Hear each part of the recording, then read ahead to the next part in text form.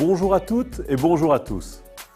Cette vidéo porte sur les outils de diagnostic stratégique utiles pour analyser l'environnement d'une entreprise. Pour cela, il convient de distinguer deux niveaux d'analyse différents, à savoir le macro-environnement et le micro-environnement. Le macro-environnement porte sur les grandes tendances macro-environnementales qui influencent la structure d'une industrie donnée. Le micro-environnement porte, lui, sur la concurrence actuelle dans l'industrie, son fonctionnement, ses règles du jeu et bien sûr sa rentabilité. Alors, pour analyser le macro-environnement, je vous invite à mobiliser l'outil d'analyse appelé Pestel. En effet, les entreprises évoluent dans des environnements qualifiés aujourd'hui de VUCA.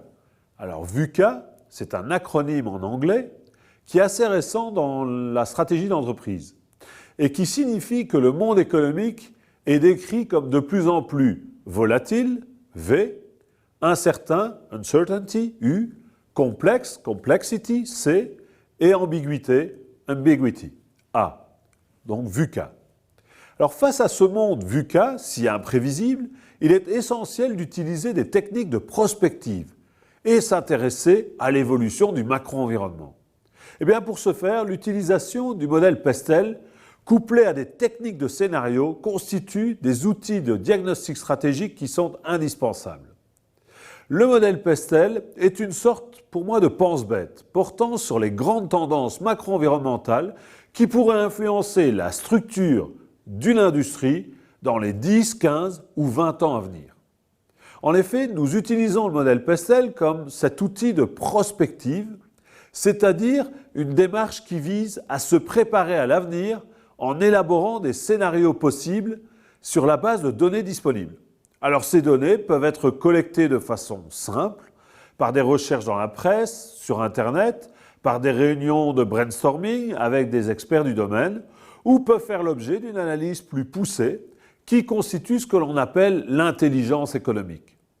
Il s'avère de plus en plus pertinent, dans un environnement complexe, incertain, de mobiliser la méthode des scénarios pour anticiper les futurs possibles de nos secteurs. Alors venons-en maintenant à la méthode proprement dite et à la signification de l'acronyme Pestel. Alors Pestel, P pour politique, E pour économique, S pour socioculturel, T pour technologique, E pour environnemental et L pour légal. Les facteurs politiques, eux, portent sur l'ensemble des décisions prises par les gouvernements nationaux ou les instances internationales, Union européenne, OMC, qui fixent certaines règles du jeu et influencent l'activité dans un secteur donné.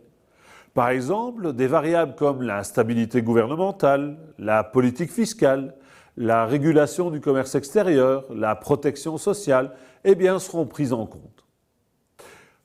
E pour les facteurs économiques, qui portent sur l'état de santé macroéconomique des pays, d'une zone géographique donnée, qui influence la stratégie des entreprises présentes dans cette zone, ou qui désirent y entrer.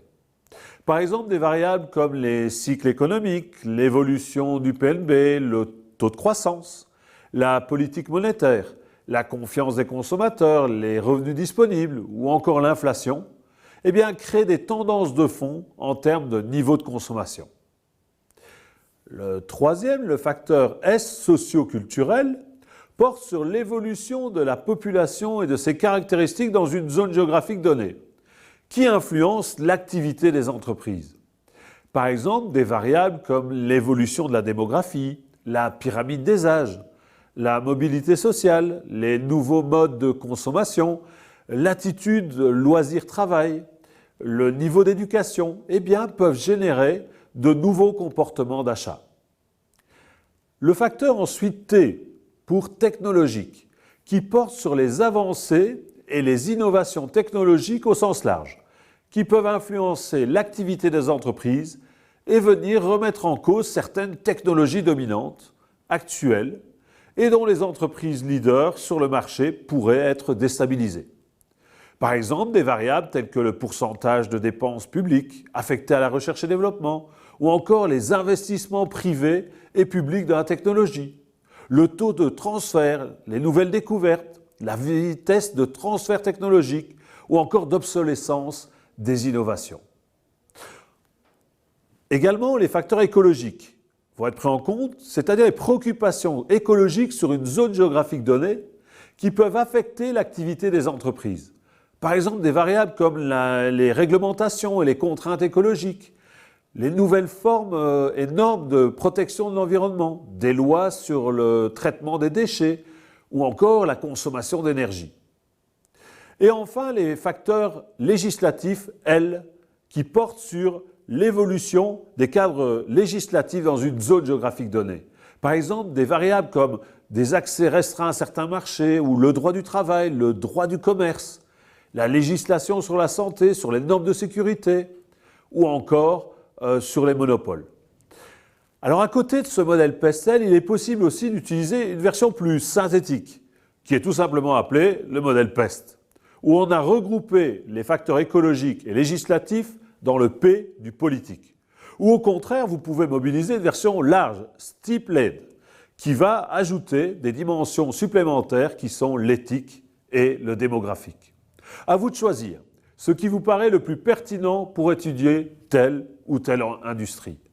Mais finalement, l'important reste de veiller à ce que l'ensemble des variables pertinentes qui constitueront ce que l'on appellera les variables pivots soient bien présentes dans votre diagnostic.